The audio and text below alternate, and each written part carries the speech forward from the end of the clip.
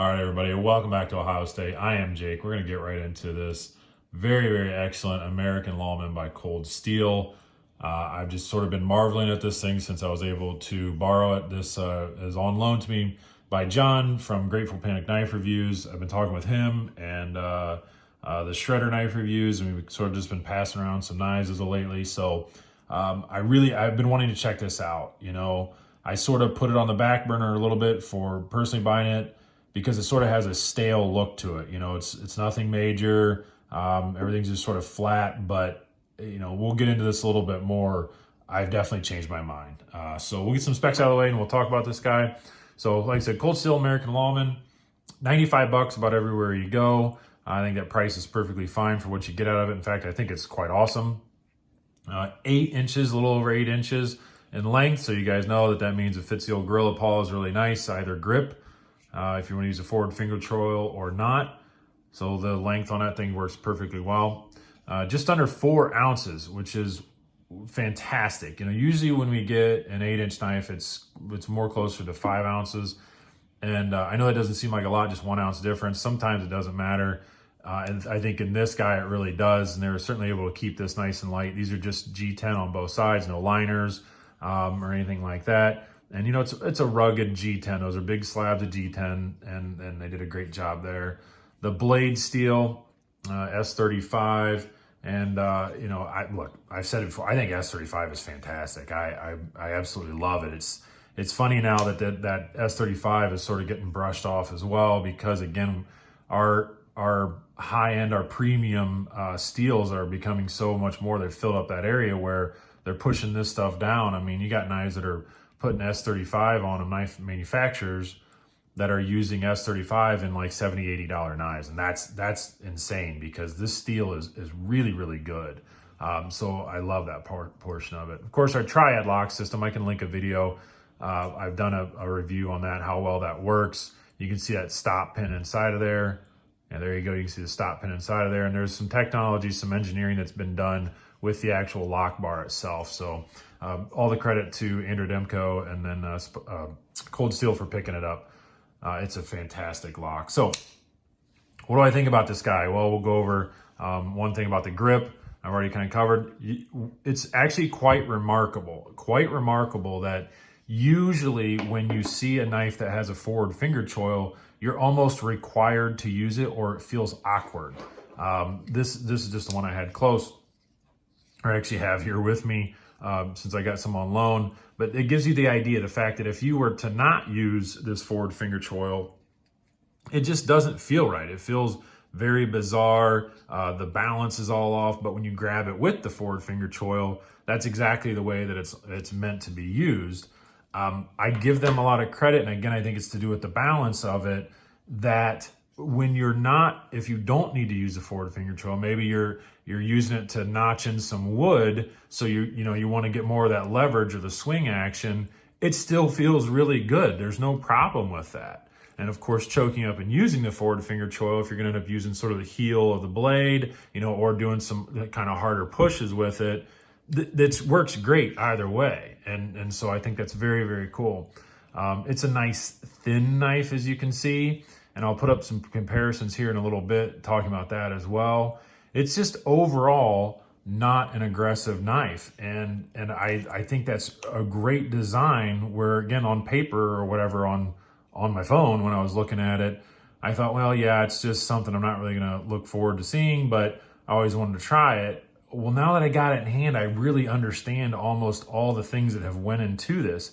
Even this pocket clip, and I've talked about pocket clips before when I reviewed the Airlight, the Cold Steel Airlight, the fact that the pocket clip on that was well over half the length of the blade, where this pocket clip, it looks better. It also means that it's not an aggressive looking knife in your pocket. You know what I mean? With this is all that's sticking out, they don't really anticipate that you have that much more knife that's going to be in your pocket. So I think that's a really good design.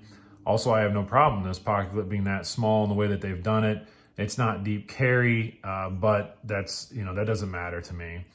They obviously give you an extra pocket clip for the other side, since this curves, so you can do right or left hand tip up only. But it's got good retention. I don't know about you guys. I always have this thing that whenever I get a knife, I always tweak these just a little bit. I like to take a piece of paper. If I can, just shove a piece of paper underneath there without hardly any resistance, then I know that it'll fit in my pocket. But that's because again, 5 days a week, I got to wear dress pants for work. So the way this pocket clip is right now, just out of the box, it won't work for dress pants really.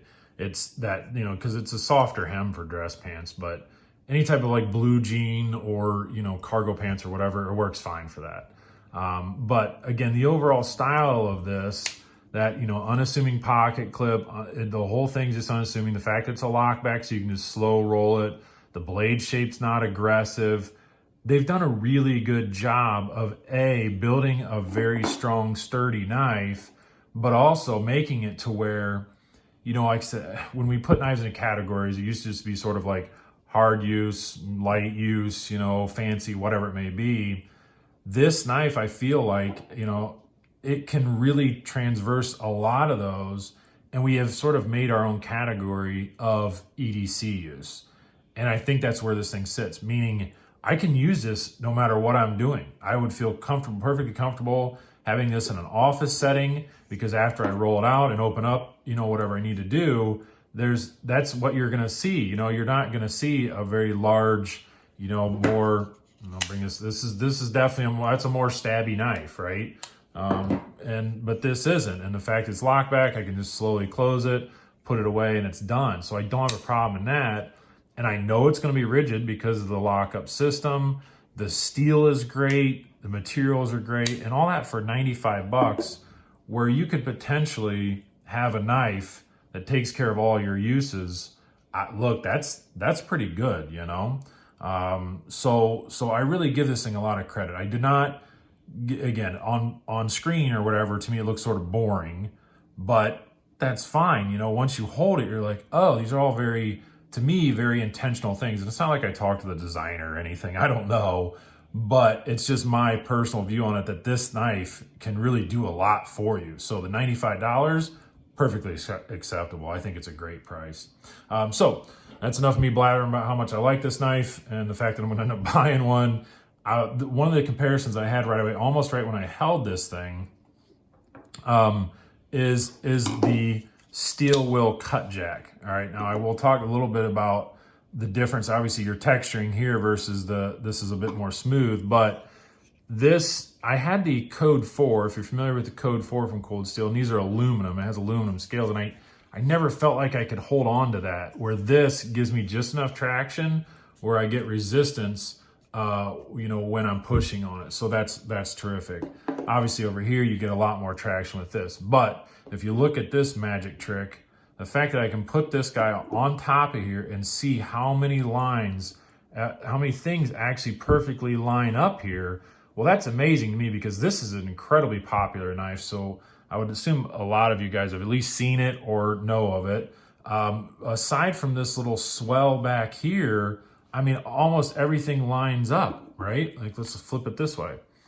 Look at that. Look at all the different finger choils, the different finger grooves, the blade length, the blade everything. I mean, they really took some good credit. Thickness, I mean, that's why, right? Like, that's why, because we all know this is already a fantastic knife. And again, this is not new either. All right, there's a tons of reviews on this, but I really wanted to give my opinion as well. Honestly, I just really want to check it out. So I was just shocked at how similar this was, and to know that these are really two good knives. I've always thought about trying to figure out a couple of categories where, if you like this at a higher price, you'll like this at a lower price. And this would be the first one I would put up in that type of a scenario. So there you go. I think that's a really good comparison. We'll put some other things out here. I'll bring back that Real Steel Terra, bigger work knife, definitely a little bit bigger than that. We'll bring out Civivi Praxis. I try to put up knives that seem to be more common, so you get an idea, and that's kind of the point. So maybe most of you have this. This one's not as popular, but I always try to end it at least with some of the most popular knives. We'll put up the Rat 1 and the Rat 2. All right, there you go. All right, well, I can tell you, I was on the fence on this guy, but now that I have it, I have to get one. I was waiting for Cold Steel to, they had said they were going to relaunch the Recon Mini, but I'm over that. I'm not even going to wait. This is going to do exactly what I want to from Cold Steel. So there you guys go. That's enough about me talking about how awesome this knife is. By all means, go out and check it out. If it's something you've been on the fence about, just do it. You know, once you get it in hand, it's sort of like Spyderco's, where we look at Spyderco's and think, man, they're just sort of ugly. But then you hold it and you're like, oh, I get it. That's what I think. This is a very intentionally done knife. Everything about it, I think, was pre-planned out very, very well, and I give them a lot of credit. So, all right, everybody, go out and enjoy the rest of your day. Make somebody smile, promote some positivity. And I don't know, enjoy the weather. It's supposed to be really, really nice out. All right, take care.